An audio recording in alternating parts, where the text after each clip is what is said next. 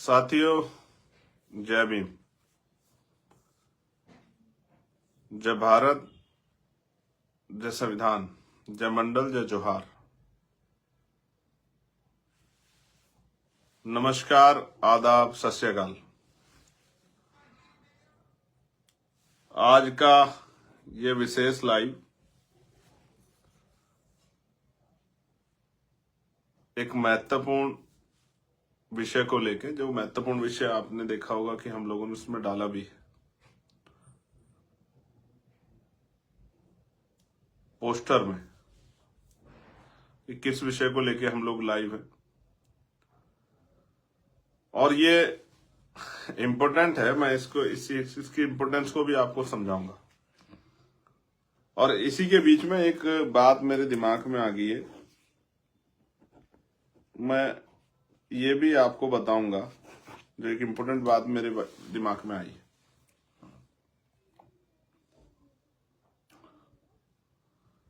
तो आप सब लोग, ये प्लेटफॉर्म है जिससे मैं आपसे बात करूंगा, और मैंने बड़े पैमाने पर कोशिश की थी कि भाई इस प्लेटफॉर्म की खबर सब लोगों तक पहुंच जाए। यही एक अच्छा साधन है आपसे बात करने का, और आशा उम्मीद है कि इस साधन के जरिए इसे आप ज्यादा लोग जो है इस पेज से जुड़े रहें। भविष्य में भी इसी पेज के जरिए आपको जो है, मैं कहाँ हूं, क्या कर रहा हूं, क्या संदेश आपको दे रहा हूं, वो सब चीजें इस पे आपको दिखाई देंगी। तो इसलिए मैं आप सबसे ये बताते हुए आग्रह कर रहा हूं कि आप इस पेज से जुड़ जाएं और इस पेज से जुड़े रहें, और फिर इस मेरी बात को आज जो है दूर तक पहुंचाने का काम भी आप लोग करें। ऐसी भी मैं आपसे आशा उम्मीद रखता हूं। ये सोशल मीडिया है, क्रांति का युग जो है, मैं इसका एक बहुत बड़ा योगदान है। तो जल्द मैं अपनी बात को शुरू करूंगा।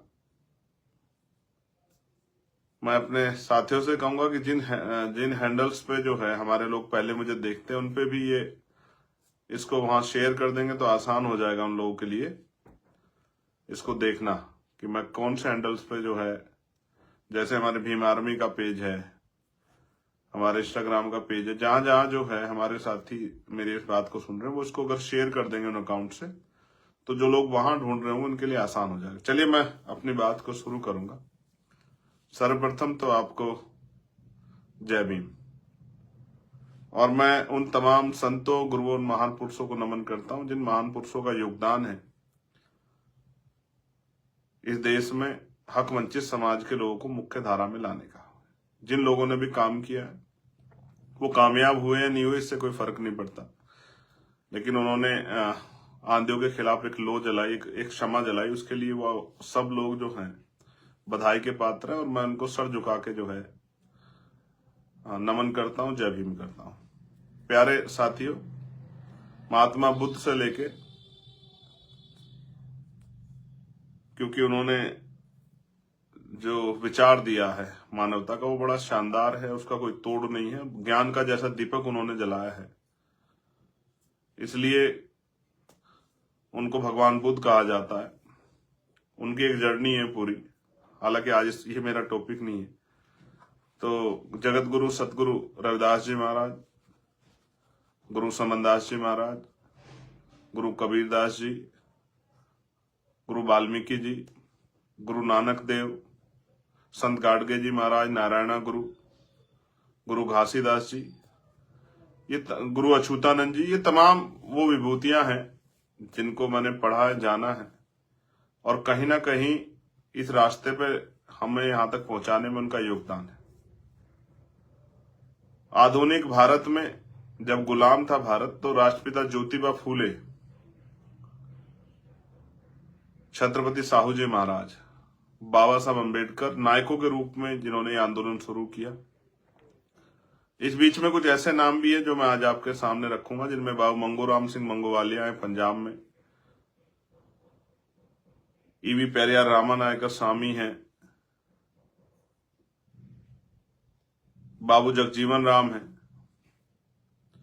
ये तमाम वो महापुरुष हैं जिनको भी मैं महापुरुष ही मानता हूं, जिन्होंने समाज के लिए कुछ भी किया वो महापुरुष की श्रेणी में आते हैं मेरे लिए। तो मामला रामसु वर्मा जी हैं, चौधरी महाराज सिंह भारती हैं, सर छोटू राम हैं, संतराम बी ए प्रजापति हैं, बाबू जगदेव प्रसाद कुशवाहा है, जननायक कपूरी ठाकुर हैं, महाराजा लाखन पासी है, महाराजा बिजली पासी है, माँ उदा देव पासी है, माँ झलकारी बाई है, माँ अवंतिका बाई,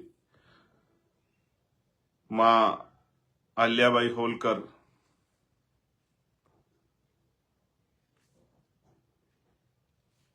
तमाम ये वीरांगनाएं, माँ फूलन देवी, मैं इनको भी नमन करता हूं। मान्यवर दीनामाना वाल्मीकि साहब, मान्यवर काशीराम साहब, ब्रह्मानंद लोधी जी, मैं आपको भी नमन करता हूं। और प्यारे साथियों, मैं भीम आर्मी के साथी का धन्यवाद देता हूं, हमारे शीर्ष नेतृत्व का, पदाधिकारियों का, प्रदेश के नेतृत्व का, और आजाद समाजिक पार्टी की भी पूरी राष्ट्रीय नेतृत्व का और पदाधिकारियों का, कार्यकर्ताओं का, प्रदेश नेतृत्व का धन्यवाद देता हूं। आज का जो लाइव है उसमें 2-3 बिंदु और एक अहम बिंदु रहेगा 26 नवंबर। तो पहले मैं सबसे पहले धन्यवाद दूंगा बिहार के साथियों का। बिहार में इलेक्शन हुआ है, हालांकि हम वहां बहुत जिस तरह का प्रदर्शन हम लोग करना चाहते थे उतना अच्छा प्रदर्शन नहीं कर पाए, लेकिन इस प्रदर्शन को हम अच्छा क्यों नहीं कर पाए, इसके कुछ मूल कारण है। वो समीक्षा होगी तो वो आएंगे और मैं आप लोगों के सामने जरूर रखूंगा। इस देश में लोकतंत्र है, ये बात सत्य है, लेकिन यहां धनतंत्र के बगैर लोकतंत्र संभव नहीं है। अभी की परिस्थितियों में लोकतंत्र अब धनतंत्र से स्थापित हो रहा है। आपको याद होगा चुनाव से पहले ग्रामीण क्षेत्रों में जहां हम रहते थे, वहां चुनाव से 1-2 दिन पहले वोट की खरीदारी होती थी, वो उसको अपराध माना जाता था, वो चोरी छुपे दिन रात के उजाले में होती थी। अब 10,000 2,000 पॉलिसियों के नाम पे नई योजनाएं बना के चुनाव से पहले पैसा बांटा जाता है। उसके परिणाम लोकतंत्र में बड़े घातक होते हैं, ये मैंने अपनी आंखों देखा, कई बार जिक्र भी इसका किया। उसी का नमूना है बिहार इलेक्शन। फिर भी कुछ साथियों ने, आफ्ताब भाई ने और धर्मेंद्र ने और तमाम और भी साथियों ने बड़ा अच्छा प्रदर्शन किया। हर विधानसभा में कहीं 7,000, कहीं 8,000, कहीं 5,000, कहीं 11,000, कहीं 9,000, कहीं 27,000-31,000 तक, और कितना बड़ा खेल हमारे साथ हुआ था। आप समझिए, जिस सिंबल को देने के लिए, जिस सिंबल को हमने तैयार किया है, घर घर जाके पहुंचा, वो सिंबल ही हमसे छीन लिया गया इलेक्शन में। तो जो वोटर तैयार हो गया है, जिनको पता लग गया कि हमें सिंबल को वोट देना, हमारा प्रत्येक सिंबल पर रहेगा, वो सिंबल ही किसी दूसरे दल को चला जाए, उसके जगह कोई और सिंबल आ जाए, तो बहुत सारा तो ऐसा वोट है जहां हम नहीं पहुंच पाए, वो चला जाएगा। सारे दल सिंबल आधारित दल हैं भाई। अगर पंजा हो तो वो कांग्रेस का है, फूल हो तो वो भाजपा का है, और कोई सिंबल्स हैं वो उस पार्टियों के हैं। तो हमारा सिंबल जो था वो सिंबल ही चला गया, तो एक बड़ा झटका था, लेकिन कोई बात नहीं, इन सब चीजों से फर्क नहीं पड़ता है।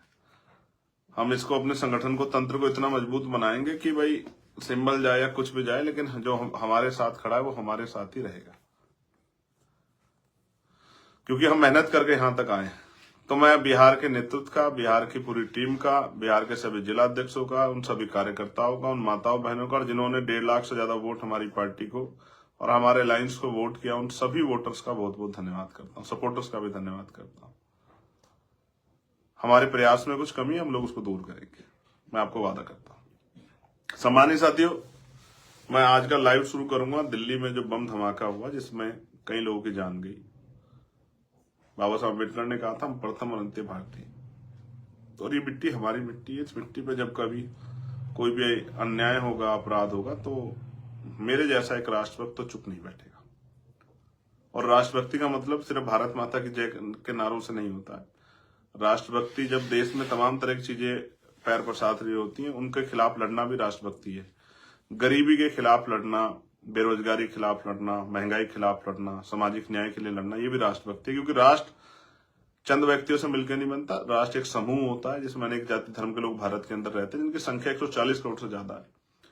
उन सबको मुख्य धारा में लाना, स्वाभिमान सम्मान का जीवन देना, और जब वो जीवन आ जाएगा और सुख सुविधा आ जाएंगी और सब लोग स्वाभिमान सम्मान का बराबरी के साथ जिएंगे, तभी शायद जो है एक मजबूत राष्ट्र बनेगा। जिस राष्ट्र की कल्पना होती तो है, लेकिन वो अलग अलग पार्टियों का अलग अलग राष्ट्र है, और हमारा राष्ट्र है वो समानता का राष्ट्र, जो जगत गुरु सतगुरु रविदास जी महाराज ने बेगमपुरा राष्ट्र की बात की है। बेगम यानी कि बिना गम का राष्ट्र, जहां किसी की जिंदगी में कोई गम ना हो। तो प्यारे साथियों, मैं उन सभी को श्रद्धांजलि अर्पित करता हूं, नमन करता हूं उन परिवारों को जो जिन्होंने अपने खोए हैं, उनके प्रति संवेदना प्रकट करता हूं, और जो आज हमारे बीच नहीं है उन सब के लिए भी। और मैं सरकार से मैंने लेटर लिखा, मांग करता हूं कि इस आतंकवादी घटना में जिनकी जान गई है उनके परिवार को संभालें, उनको सहयोग करें, और एक सरकारी नौकरी उन परिवारों को दें जिन परिवारों ने अपने खो दिए, क्योंकि ये सरकार का फेलियर है। इसका जवाब होम मिनिस्टर को, दिल्ली की सरकार को, प्राइम मिनिस्टर को देना चाहिए कि आतंकवादी इतना बड़ा अपराध कर देते हैं और हमें अपराध होने के बाद खबर लगती है। कि राष्ट्र की एकता, अखंडता का, राष्ट्र सुरक्षा का मामला, इसमें किसी तरह का समझौता नहीं किया जाए। जवाबदेही तय होनी चाहिए, उन अधिकारियों पर भी कार्रवाई हो जिन पर लापरवाही, वो कहां से आए, कैसे आए, और हमारे बॉर्डर सुरक्षा कैसी है, और यहाँ कैसा किस तरह की हमारी व्यवस्थाएं हैं कि कोई भी आतंकवादी मुंह उठा के चला आता है और इतना बड़ा हमला कर देता है। इस पर मैं कोई इफ बट नहीं है। उन पे इतनी सख्त कार्रवाई होनी चाहिए कि उनकी पीढ़ियां कांप जाए कि दोबारा किसी तरह से हमारे लोगों की जान लेने से पहले, हमारे लोगों पर हमला करने से पहले। और ये कहा गया था सरकार के द्वारा कि अब कोई भी हमला होगा तो उसको एक्ट ऑफ वॉर माना जाएगा, यानी कि उसको माना जाएगा कि जंग है, और जंग में उसी तरह का सलूक किया जाएगा जिस तरह का साथ जंग में विरोधियों के साथ होता है। कहा गया था ऑपरेशन सिंदूर रुका नहीं है। मुझे नहीं पता कि सरकार क्या कर रही है, लेकिन ये राजनीतिक मुद्दा नहीं है मेरे लिए, इसलिए मैं सरकार से आग्रह करता हूं कि वो कठोर कदम उठाए, क्योंकि मैं नहीं चाहता कल कहीं और बम धमाका हो। आज कश्मीर में भी हुआ है, मैं उनके प्रति भी अपनी संवेदना प्रकट करता हूं, और जो दोनों हमलों में जो घायल है उनके अच्छे स्वास्थ्य की मंगल कामना करता हूं। सरकार से मांग करता हूं कि उनका अच्छा इलाज कराएं, और जो लोग हमारे बीच नहीं, उनके परिवार को मुआवजा दो, कम से कम एक सरकारी नौकरी उस परिवार दो, क्योंकि आपके फेलियर की वजह से हुआ। ये प्राकृतिक मौत नहीं है, ये हमला हुआ है, और ये इसमें लापरवाही, घोर लापरवाही सरकार की है। दूसरा इंपोर्टेंट जो है, ये इंपोर्टेंट आप इसलिए सुन लीजिए, फिर मैं आपसे व्यक्तिगत बात करूं, अपने दिल की बात।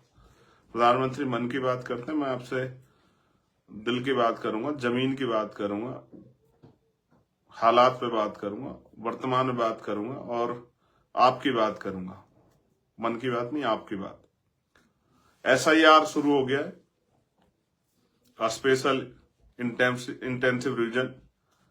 आप समझिए कि जो वोट हैं उनकी जांच होगी, और ऐसे में सबसे बड़ा खतरा उन वोटर्स पे आएगा जो वोटर्स दूसरे जिलों में, दूसरे प्रदेशों में जाके काम करते हैं। तो जो वहां जागरूक लोग हैं, और स्पेशली बीमारी में आजाद समाज पार्टी के जो बूथ के कार्यकर्ता हैं, जो ग्राम पंचायत के कार्यकर्ता, मैं उनसे आग्रह करूंगा कि वो घर घर जाके एक एक वोट को वेरीफाई कराने का प्रयास करें। एक भी वोट कटना नहीं चाहिए, जो जायज वोट है, और जो फॉल्स वोट उनके यहाँ बने उनको कटवाने में भी अपना योगदान करें, क्योंकि हम वोटर लिस्टें देख रहे हैं किस तरह से एक एक वोट कई जगह पे जो है विपक्ष के लोगों ने दिखाया, कई कई जगह बनी हुई है। ये बड़ा चिंता का विषय है, हमें समझना पड़ेगा। बड़ी बड़ी बिल्डिंगों में हम लोग नहीं जा सकते, बड़ी बड़ी सोसाइटियों में, और वहां हजारों हजारों वोट पड़ते हैं, वो उनमें कितने लोग रहते हैं, कितनों के वोट बने हुए, कहाँ के लोग वोट बने, किसी कुछ नहीं पता है।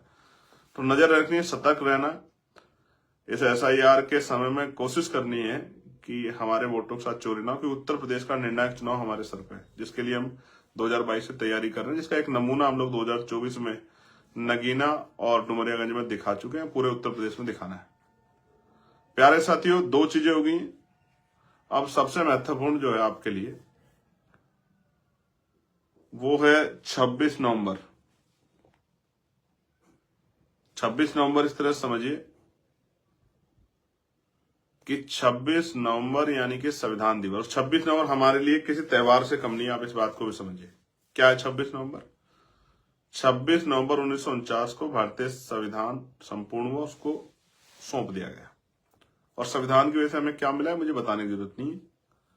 देश की महिलाओं को, देश के नौजवानों को, तमाम कमजोर वर्गों के लोगों को, किसानों को, मजदूरों को क्या क्या मिला है, महिलाओं को, ये मुझे बताने की जरूरत नहीं है। हालांकि मैं कुछ लाइनों में बता सकता हूं। इस देश में SC OBC के लोगों को सरकारी नौकरी में आगे बढ़ने का अवसर, पढ़ने का अवसर, गरीबी होने पे आर्थिक सहयोग का अवसर, इस लोकतांत्रिक व्यवस्था में संविधान की वजह से मिला। महिलाओं को तमाम तरह की आजादी संविधान ने दी, उनको बहुत सारी सहूलियतें संविधान ने दी, उनको मुख्य धारा में आने का, डॉक्टर, इंजीनियर, आईएएस, आईपीएस, वकील, जज और जो संवैधानिक जो है राजनीतिक पद है उन पे आने का, यानी कि एमएलए बनने का, एमपी बनने का, मिनिस्टर बनने का, राष्ट्रपति, प्रधानमंत्री बनने का जो है अवसर संविधान ने दिया। इसी संविधान के अकॉर्डिंग बाबा साहब अम्बेडकर ने 8 घंटे की ड्यूटियां निश्चित कराई थी मजदूरों के लिए। यही संविधान है जो सरकारी कर्मचारियों को संरक्षण देता, यही संविधान है जो आपको मुझे बोलने का आजादी देता, अपना विरोध दर्ज कराने की आजादी देता। यही संविधान जिसकी वजह से अवसर की समता आई और स्पेशल प्रोविजन है जिनकी वजह से मेरे जैसे व्यक्ति, प्रेम स्कूल के मास्टर का बेटा लोकसभा का सांसद बना, सदस्य बना और बहुत सारे लोग एमपी एमएलए बने। यही संविधान है जिसके बगैर हम लोग इस देश में जब तक ये नहीं था अपमान का जीवन जीते रहे। यही संविधान है जिसकी वजह से आज हम लोग मुख्य धारा में प्रवेश कर रहे हैं, लेकिन अभी बहुत सारे लोग पीछे, उनका ध्यान रखना है। तो ये संविधान ना होता हमारा जीवन कैसा होता, और ये संविधान है तो हमारे जीवन में कितनी बड़ी तब्दीलियां आई। जिनके पास झोपड़ियां नहीं होती आज उनके पास महल जैसे घर हैं, ये संविधान की देन है। तो 26 नवंबर संविधान दिवस पे इस संविधान पे के जो द्वारा जो संवैधानिक अधिकार दिए गए हैं, उन संवैधानिक अधिकारों पर जिस तरह का हमला हो रहा है, उस संवैधानिक अधिकारों को बचाने के लिए और उनको लागू कराने के लिए संविधान बचाओ, संवैधानिक अधिकार बचाओ रैली, अस्तित्व बचाओ, भाईचारा बनाओ, ये आपके मुजफ्फरनगर में प्रस्तावित हुए जो 3 मंडल की है, सहारनपुर, मुरादाबाद और मेरठ। अब मेरी अपील आपसे क्या है कि आपको आना है, शांतिपूर्वक आना है, कि आप के साथ आप किसी दुर्घटना के शिकार ना हो जाए। जो मोटरसाइकिल पे अपना हेलमेट लगा के आए, जो ट्रैक्टर पे आए, गाड़ी पे आए, वो बड़े शांतिपूर्वक तरीके से आए और समय से पहुंचे। एक बात। दूसरी बात, पूरे जोश में आए और होश में आए, ढोल बजाकर, डंका बजाकर आए कि आप अपने भाई की, अपने आंदोलन की शक्ति मजबूत करने के लिए, अपनी ताकत दिखाने के लिए जा रहे हैं मुजफ्फरनगर के जीआईसी ग्राउंड में।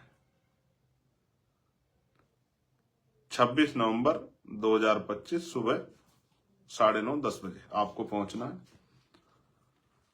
ये बात इसको मुझे आके घोषणा क्यों करनी पड़ी, क्योंकि अब से पहले चुनाव चल रहा था, उस चुनाव के बीच में मैं किस तरह डिस्टर्बेंस नहीं आता, इसलिए आज घोषणा कर रहा हूं इन तीनों मंडल के और इन मंडलों में जितने जिले आते हैं उन सब साथियों के लिए।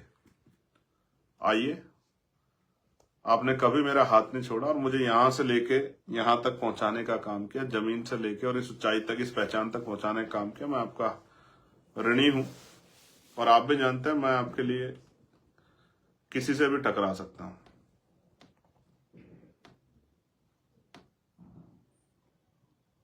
इसलिए आपसे आग्रह कर रहा हूं कि आप आइए और आकर इस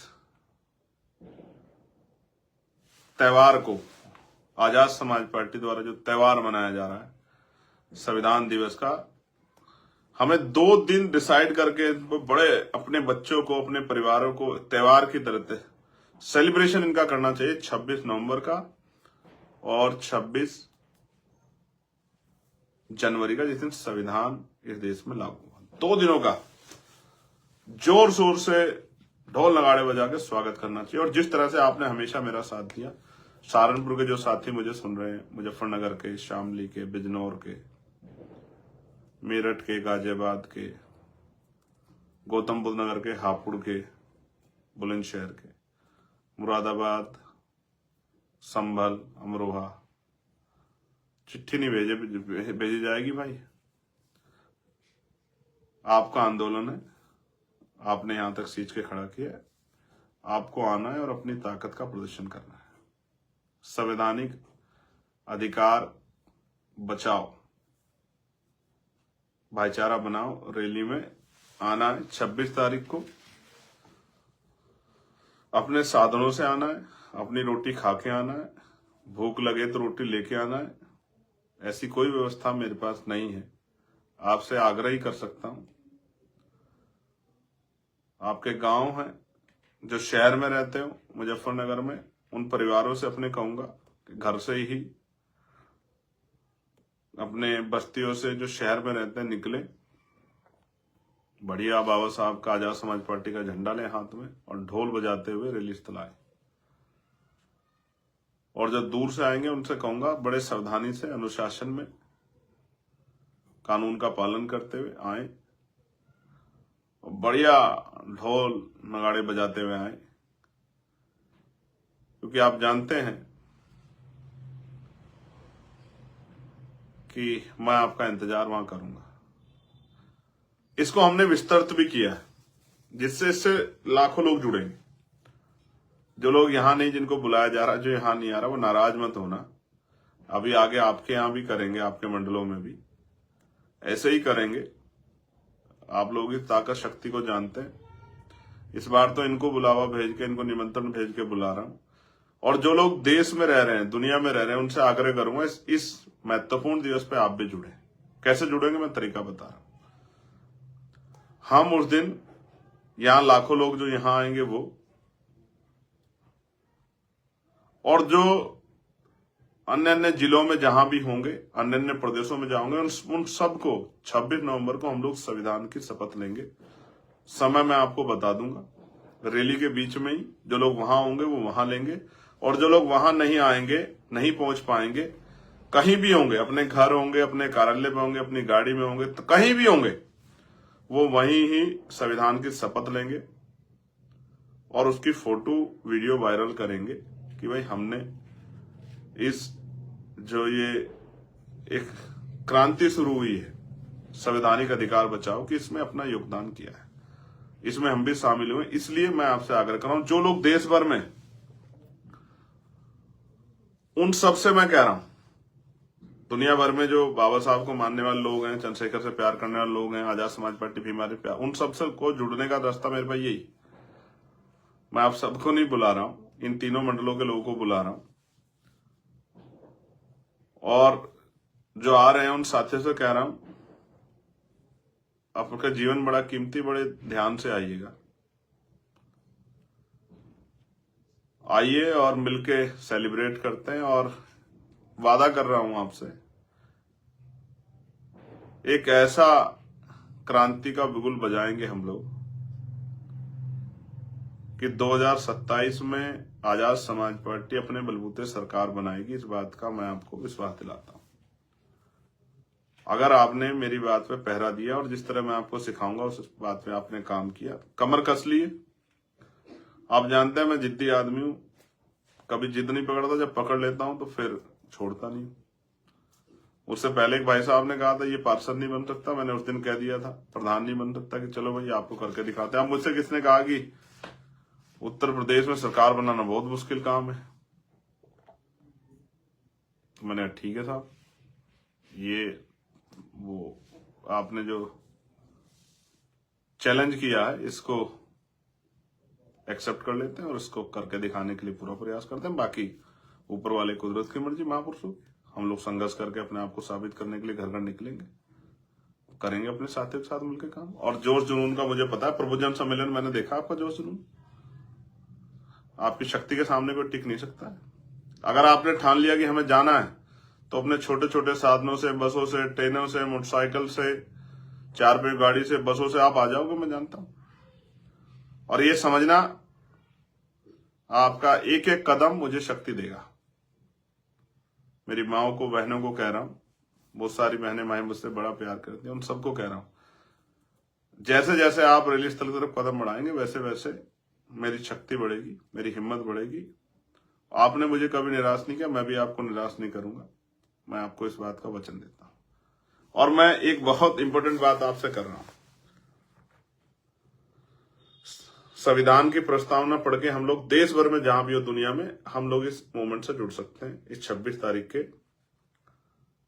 संवैधानिक अधिकार बचाओ क्रांति का जो बिगुल है उससे जुड़ सकते हैं। और जुड़ना है आपको, ये मेरा संदेश है आपको। देश भर में आप जहां भी हो, आप राजस्थान में हो, मध्य प्रदेश में, और लगभग 50 लाख लोगों का टारगेट हम लोगों ने बनाया है।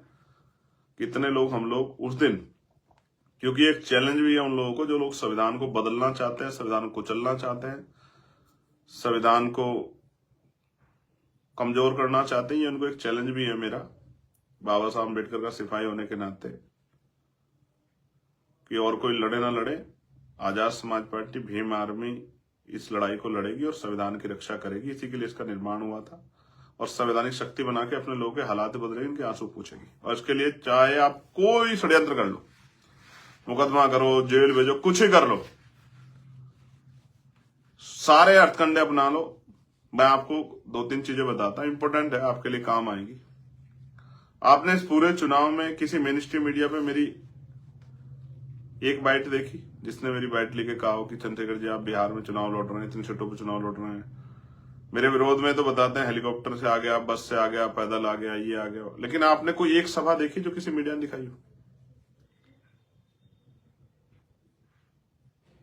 देखिए, आपने महसूस की कहीं? इतनी बड़ी बड़ी रैलियां आपने सोशल साइट पे देखी होंगी, देखिए ना आपने, हजारों हजारों लोगों की रैलियां थी। किसी एक मेन स्ट्रीम मीडिया ने कोई खबर बना के चलाई? आपने देखा कि चंद्रशेखर ने इतनी बड़ी सभा की, हजारों आदमी थे, या चंद्रशेखर के प्रत्याशी की उस प्रत्याशी की सभा में इतनी भीड़ देखी आपने? मेरे विरोधी तो एक लाइन मेरे खिलाफ लिखते हैं, उसकी खबर बना देते हैं मेन स्ट्रीम मीडिया के लोग, मीडिया के लोग, न्यूज एजेंसियां। लेकिन मेरे पूरे चुनाव कैंपेन में देखा आपने आजाद समाज पार्टी के बारे में, किसी पार्टी ने, आजाद समाज पार्टी 30,000 ज्यादा वोट लेके गई। गरीब के बच्चों ने जो है, गरीब परिवारों के बच्चों ने 27,000 वोट लिए। बनाई किसने खबर? मैंने इतनी रैलियां की, एक दिन में 6-6 सभाएं की, दौड़ के की। आपने इतना प्यार दिया मुझे, वोट के रूप में आशीर्वाद दिया। हालांकि हम उसमें कामयाब नहीं हो पाए व्यक्तिगत रूप से, लेकिन कोई बात नहीं। मैं आपसे, देखिए आपने कहीं, अब सवाल, मेरा सवाल आप खुद से सवाल करना जो मैं आपसे कर रहा हूं। मीडिया जब आपकी जरूरत होगी तब दिखाएगा आपको, जब आपका काम होगा तब नहीं दिखाएगा। समझे आप? यहाँ क्या दिखाना है क्या नहीं दिखाना, ये तय किया जाता है, और तय करने वाले लोगों के हिसाब से काम होता है यहाँ। इसलिए तमाम साजिशें होंगी इस रैली को कमजोर करने की, इस रैली के खिलाफ मुहिम चलाने की, इस रैली को डिस्टर्ब करने की, तमाम इधर उधर की तमाम प्रयास होंगे, ऑडियो वीडियो ये वो सब कुछ होगा। लेकिन आपको मेरा ये सीधा संदेश है, किसी चीज पे ध्यान मत देना, सिर्फ अपने लक्ष्य पर ध्यान रखना कि हमारी रैली ही हमारी शक्ति का निर्धारण करेगी और दूर तक बताएगी कि हम ने इन मंडलों में मेहनत करके क्या अर्जित किया। आपने जो 5 साल मेहनत की है, खून पसीना लगाया है, मैं अपने परिवारों से कहूंगा परिवारों के साथ आना। एक मौका उत्तर प्रदेश के लिए चंद्रशेखर आजाद को, फिर बताता हूं कैसे काम किया जाता है। फिर आप कहना उस मौके के बाद कि आपकी तरफ कोई, आपके क्षेत्र में कोई परेशानी है, सड़क नहीं है, बिजली नहीं है, पानी नहीं है, रोजगार के साधन नहीं है, अच्छे स्कूल नहीं, अच्छे कॉलेज नहीं, अच्छी यूनिवर्सिटियां नहीं, अच्छे हॉस्पिटल नहीं, मुझसे कहना। अन्याय हो रहा है किसी के साथ, किसी को उसकी फसल के किसान को दाम नहीं मिल रहे, मुझसे कहना। मुझसे एक मौका, कहां फिरते हैं उनको नेताओं को ढूंढते कि कौन मिलेगा नहीं मिलेगा, है ना चंद्रशेखर आपके लिए? बिजनौर के अपने भाइयों से कह रहा हूं, जो सुन रहे हो, मेरी एक आवाज पे खड़े रहते हो ना मेरे प्यारों, मेरे लिए जान निछावर कर दो, जान हथेली पे रखते हो। इंतजार करूंगा, एक दिन मांग रहा हूं, 26 नवंबर का इस बार। अपने साधनों से आना, एक आदमी 10 आदमी लेकर चलना और बताना कि आजाद समाज पार्टी, चंद्रशेखर आजाद क्या वाकई में स्टैंड करते हैं, या जिस तरह के दुश्मन खबरें फैला रहे हैं वो उनकी बात सच्ची है। जो माँ बहन भाई बुजुर्ग मेरी बात को सुन रहा हूं, सबसे मेरी अपील है, ये कार्यक्रम जब तक हम बंद कमरे में करते हैं ना तब तक उसको कोई नहीं देखता, लेकिन जब हम खुले में करते हैं ना तो फिर आपकी संख्या या आपका शक्ति प्रदर्शन होती है। सारी बात कह दी, बहुत कम उसमें आपको समझ आ गई। लेकिन फिर मैं आपसे पूछ रहा हूं, अपने मन से सवाल करो। एक मीडिया में अगर आपने मेरी रैली देखी हो, मेन स्ट्रीम मीडिया में एक रिपोर्ट आपने देखी हो, आजाद समाज पार्टी का नाम देखा हो, तो कृपया मुझे जरूर बताएं। ये पूरा चुनाव खत्म हुआ, पूरे चुनाव में प्रचार किया मैंने, हेलीकॉप्टर से भी किया, पैदल भी किया, 4 पहिया गाड़ी से भी जा किया, सिंगल गाड़ी से भी जा किया। कहीं देखा हो तो बताना। बस यही इतना ही कह रहा हूं, समझ जाओ।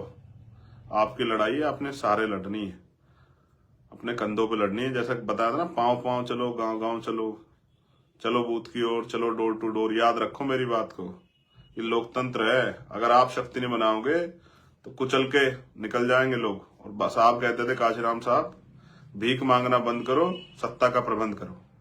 इसलिए आपसे कह रहा हूं, बिना सत्ता के वो जो करना चाहते हैं वो नहीं कर पाएंगे। ठीक है, क्या कहा आपसे मैंने? साहब कहते थे भीख मांगना बंद करो, सत्ता का प्रबंध करो। आपने शक्ति नहीं बनाई तो कुचल दिए जाओगे आप, आपके अधिकार और शक्ति बनाई तो इज्जत सम्मान की जिंदगी और आने वाली पीढ़ियों के लिए सम्मान, और जीते जी सुख सुविधा सम्मान मिलेगा। ना जाति ना धर्म, हर वर्ग के लिए, हर व्यक्ति के लिए, किसान के लिए, नौजवान के लिए, आत्मसम्मान की लड़ाई को मजबूत करने के लिए, महिला बहनों के लिए, माओ के लिए, सबके लिए पॉलिसी बना के अच्छे स्कूल, अच्छे कॉलेज, अच्छे हॉस्पिटल, अच्छी सड़कें, बिजली पानी की व्यवस्था, महंगाई पर हमला और सुख सुविधा सम्मान, अच्छी कानून व्यवस्था गारंटी के साथ। इसलिए आपसे मेरी अपील, पुनः कह रहा हूं, जो देश भर के लोग जुड़ना चाहते हैं वो जिस समय हम यहाँ समय बता देंगे, जिस समय हम यहाँ संविधान की प्रस्तावना पढ़ेंगे, शपथ लेंगे, संवैधानिक शपथ जब हम लेंगे, उस शपथ से जुड़े और अपने घरों पे जहां भी आप हों देश दुनिया में, वहीं लेकर उसको सोशल मीडिया के जरिए उस कैंपेन से जुड़े। ये ऐसी मेरी अपील है। और बाकी मैंने आपसे कह दिया, सहारनपुर के अपने परिवार के लोगों को, मुजफ्फरनगर, मेरठ, शामली, बिजनौर, अमरोहा, संभल, मुरादाबाद, अपने भाइयों को, गाजियाबाद, बुलंदशहर, हापुड़, गौतम बुद्ध नगर, बागपत, इंतजार करूंगा 26 तारीख को। आपका अपना भाई चंद्रशेखर आजाद। और प्लेटफॉर्म को सेव कर लो, इसी पे अक्सर आपसे मुलाकात होगी। ये मैंने आपसे बताया सबसे शुरू में, इसको क्यों करने को कह रहा है, इसलिए क्योंकि ये मीडिया नहीं दिखाएगा, ये पैसा का मीडिया है भाई, ये नहीं दिखाएगा। आपको कहीं ना कोई प्रबंध करना पड़ेगा अपनी बात को पहुंचाने के लिए, जहां से आखिरी व्यक्ति तक आपकी बात पहुंच जाए। ठीक है, जो सहारा देगा वो इशारा भी देगा, आप साहब कहते थे।